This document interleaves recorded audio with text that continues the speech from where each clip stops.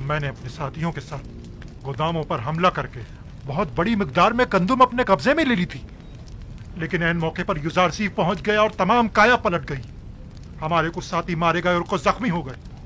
मुझे भी कई जख्म आए, लिहाजा हमें मजबूरन पीछे हटना पड़ा। तुमसे तो आमून बचाए पाजी आमून।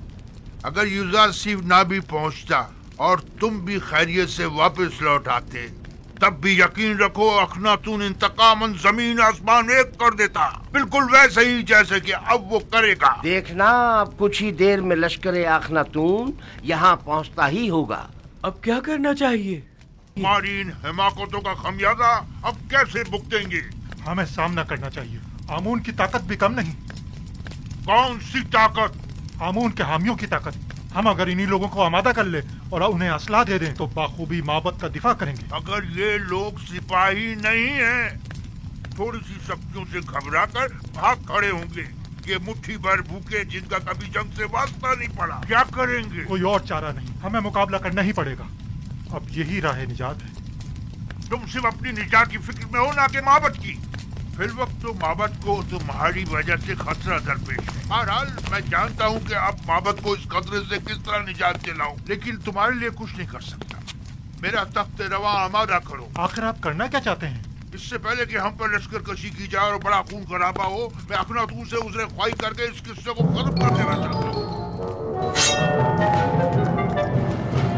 लेकिन मैं आपको ऐसा हरगिज नहीं करने दूंगा कि आप मुझे और माबद को उनके आगे घुटने टेकने पर मजबूर कर दें। आमून, ये क्या कर रहे हो? आज से माबद की क़यादत और उसकी हिफाजत की जिम्मेदारी मैं खुद संभालूंगा और आप कैद में रहेंगे तब वक्त है कि मैं हुक्म ना दूं। ये चाहते हैं कि आज के इस खून खराबे के असली महरिकीन के तौर पर हमें युजारसीफ के सिपाहियों के हवाले कर दें, और वो नतीजतन हमारे साथ क्या करेंगे ये बिल्कुल वाज़ेह है। जनाब आखमहू को इन्हीं के कमरे में कैद कर दिया जाए, और अगर कोई उन्हें रिहा करने की कोशिश करे तो कत्ल कर दो। ये क्या कर रहे हो पाजी आमून? ये काहिने आज़म आखमहू है। किसी को इनसे कोई सरोकार नहीं होना चाहिए। अगर तुम लोगों ने माबद की निजात और लोगों को आमादा करने में ताउन किया तो माबद की निजात के बाद उन्हें रिहा कर दिया जाएगा। अगरचे ये सब कुछ बेवकूफी है, फिर भी ये जैसा कहे वैसा ही करो। ले जाओ इन्हें।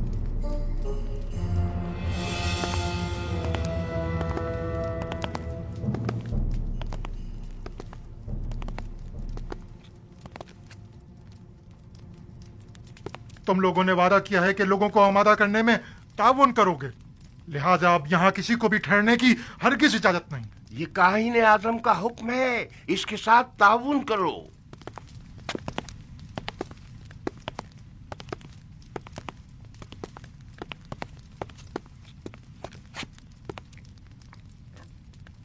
मेरे खुदावंदगार का सरकारी आइन की तब्दीली और आइन आमून परस्ती से बेजारी पर मबनी फरमान का ऐलान कर दिया गया है। इस दौरान काफी शदीद मनफी रद्द अमल भी देखने में आया और नतीजतन कई गिरफ्तारियां भी अमल में आई। अजीज़े मिस्र, जनाब युजारसीफ तशरीफ ला रहे हैं।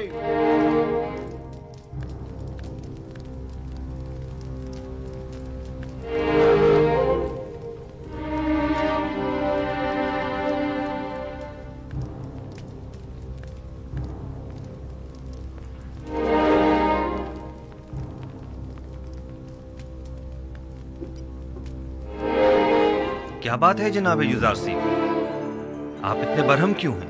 आज लश्कर माबद के सिपहसालार पादी आमून ने अपने चंद सिपाहियों के हमराह तिब्स के गोदामों पर हमला किया। कई अफराद को कत्ल और कई एक को जख्मी करके फरार हो गए।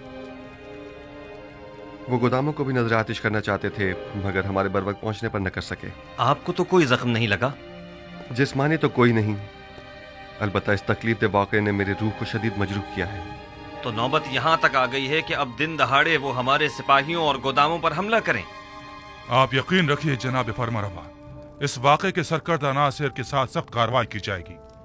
काहिना ने माबूद आमून को बगावत का मुंह तोड़ जवाब दिया जाएगा। और गौर से सुनो, मैं हुक्म देता हूं कि माबद आमून का मुहासरा करके आमून के मुजस्समे को नाबूद कर दिया जाए और काहिनों को माबद से निकालकर माबद का दरवाजा मुकफ्फल कर दिया जाए। खूनरेजी से हद्दुल मक़दूर इज्तनाब किया जाए और असली मुहर्रिकीन को गिरफ्तार करके करार वाक़ई सजा दी जाए। इताअत आली जनाब आपके हुक्म की तामील होगी।